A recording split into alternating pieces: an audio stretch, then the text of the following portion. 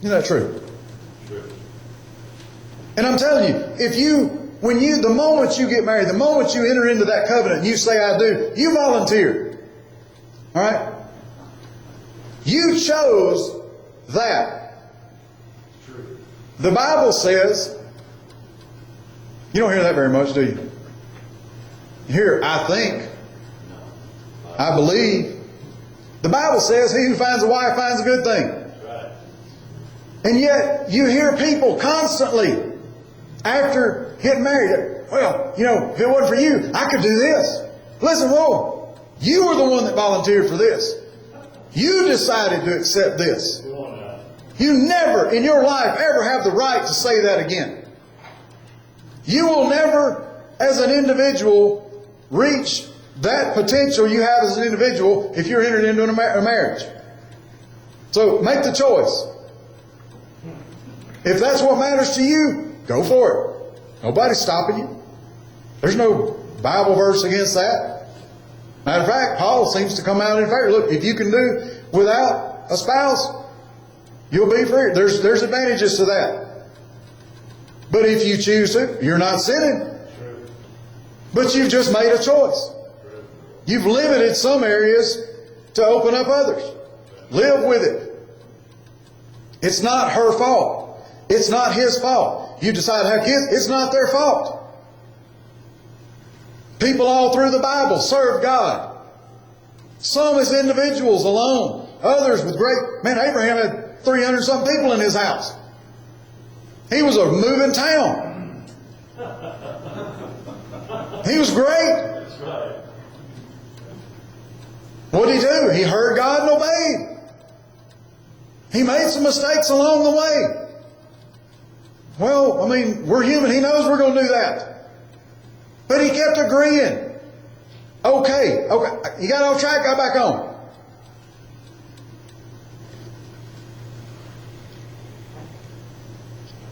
Just different agendas. I've seen people who come into ministry and they've got an agenda. And you say, what do you want to do? And they say, well, it sounds like a squirrel. They've got a plan. And it can be, some people are good, some people can hide it 2, 5, 10, 15, 20 years. Nobody makes it past 20. You can't, if you've got something else in your heart, you can't hide it that long. I always wondered why. How in the world somebody get divorced after being together for 20 years? The agenda finally came out. I said last night, boy, when I got married, I was going to just change her and make her what I wanted. She planned to do the same to me. We didn't know this. It was rough. And finally, after 25 years, you know what? There's about 5 things I really don't like that she does or things about it. You know what? I can live with it. But you know what? She gave me the same. There's a few things about me, just let it go. That's all it is. Just let it go. I may have told you.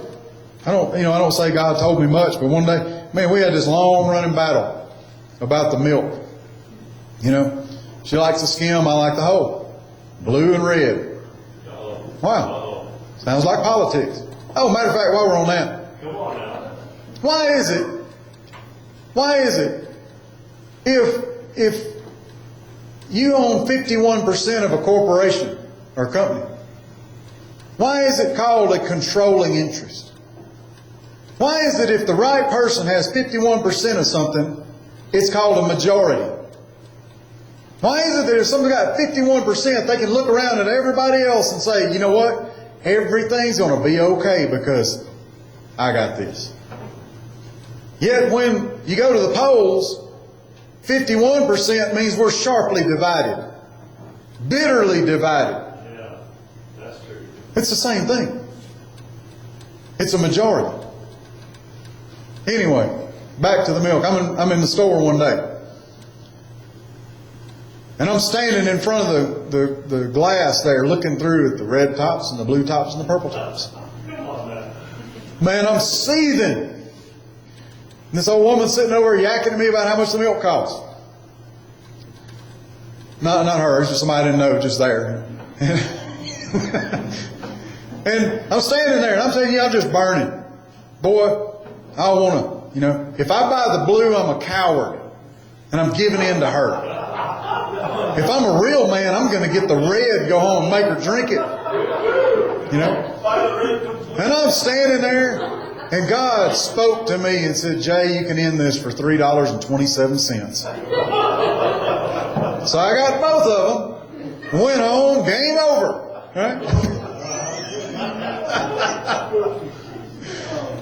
How many of our problems in this church, in our families, could be settled by just buying another gallon of milk? Just let it go, man. Be a Christian for a change. Man, the kids are sitting here getting beat down. Share, share, share. And they're looking at you and say, yeah, but why don't you?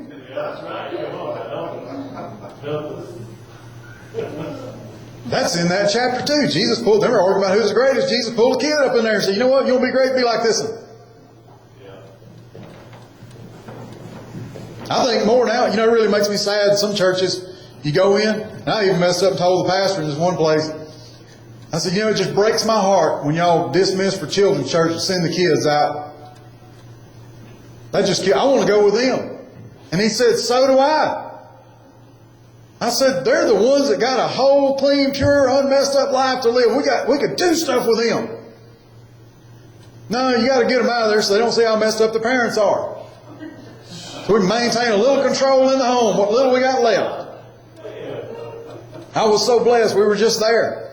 And I'm telling you, you know what, everywhere we've been going, we've been driving up, and the rain just comes right in behind us. I thought we was going to pull in here yesterday. Didn't quite get it. We hadn't given up yet. Susanna said, maybe Daddy will drive off and he'll just fall out behind us. I hope so. Come on. Right?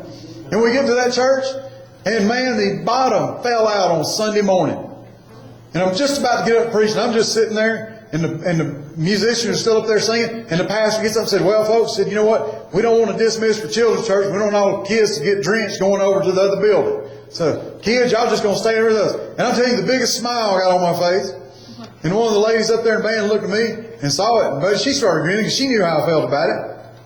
Man, we had the kids. And see, everybody's so worried about, oh, you better behave. You know what? There wasn't one of them kids did anything. The adults were worse in the service than the kids were.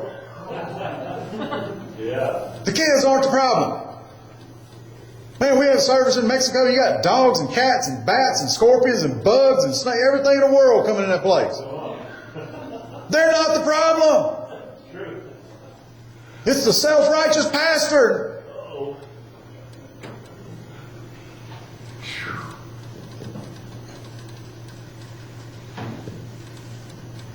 Why did Elijah call down fire from heaven? Remember the story of 2 Kings? The king of Israel got sick. He didn't bother with God. He decided to go somewhere else first. In the Old Testament, God never sent anybody to a doctor. He said, you get sick, go show yourself to the priest. They didn't have the cross yet. They didn't have the bruising yet. They didn't have the healing yet. They didn't have the oil yet and all that.